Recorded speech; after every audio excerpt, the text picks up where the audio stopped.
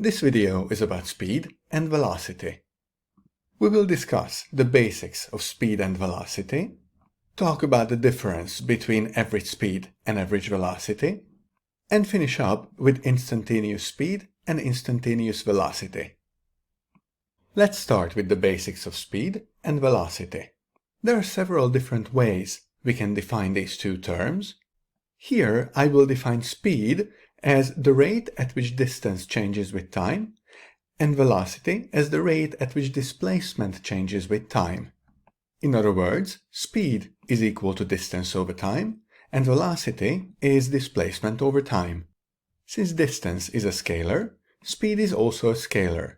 Displacement is a vector, so velocity is also a vector.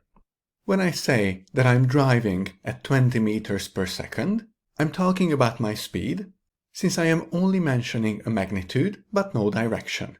On the other hand, if I say that I'm driving northeast at 20 meters per second, I'm referring to my velocity, since I'm giving a direction along with the magnitude. As you can see here, the SI unit combination of speed and velocity is meters per second.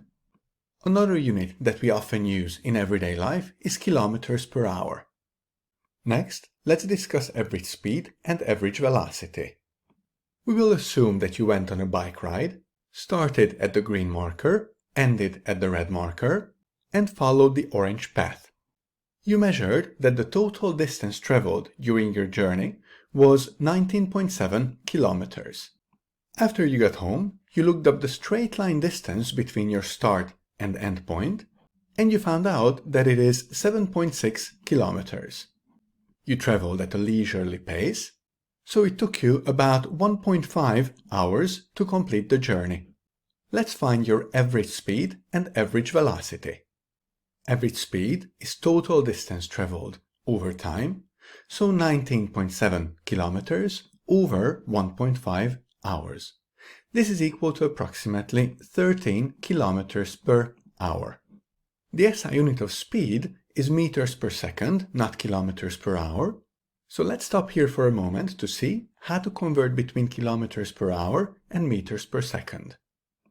To convert from kilometers per hour to meters per second, we have to divide by 3.6, and to convert from meters per second to kilometers per hour, we have to multiply by 3.6. I won't go into the mathematical details here about why this number is 3.6. So if we wanted to convert our average speed into meters per second, we would divide 13 by 3.6, which gives us approximately 3.6 meters per second. The average velocity is total displacement over time, so we get 7.6 over 1.5, and this gives us approximately 5.1 kilometers per hour, which is equal to about 1.4 meters per second. Finally, let's talk about instantaneous speed and instantaneous velocity. The word instantaneous in this context basically means at a given moment. Let's go back to our bike journey. We have calculated that our average speed was about 13 kilometers per hour and our average velocity was about 5.1 kilometers per hour. Does it mean then that we were traveling at a speed of 13 kilometers per hour throughout the entire journey? Of course we didn't. Even though our average speed was 13 kilometers per hour, our instantaneous speed at different moments during our journey was different than this value. Maybe at this point, during the beginning of our journey, we were going down a hill, traveling at 25 kilometers per hour. Here, we possibly slowed down to admire some flowers on the trees, and our instantaneous speed was only 6 kilometers per hour.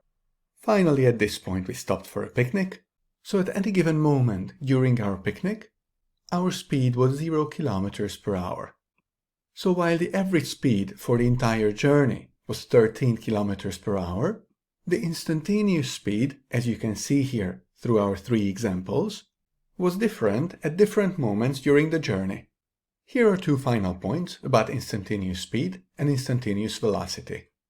Number 1, an easy way to remember instantaneous speed is that it is basically the speedometer reading in a car or on a bike that constantly changes depending on the situation. And number 2, instantaneous speed is the magnitude of the instantaneous velocity.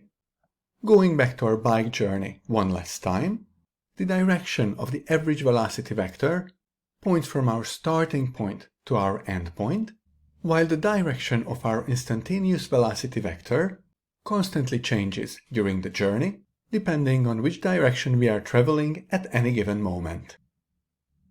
Let's summarize the contents of this video. We have started with the definition of speed, which is the rate at which distance changes with time, in other words, distance over time.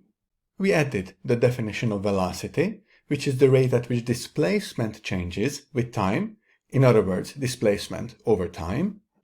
Then we saw that speed is a scalar and velocity is a vector. Then we went on a bike journey and learned that average speed is equal to total distance traveled divided by total time. We saw that instantaneous speed constantly changes because it is the speed at any given moment on our journey, and that the speedometer reading shows us instantaneous speed. And to wrap up, we mentioned that instantaneous speed is the magnitude of the instantaneous velocity vector. This completes our discussion about speed and velocity.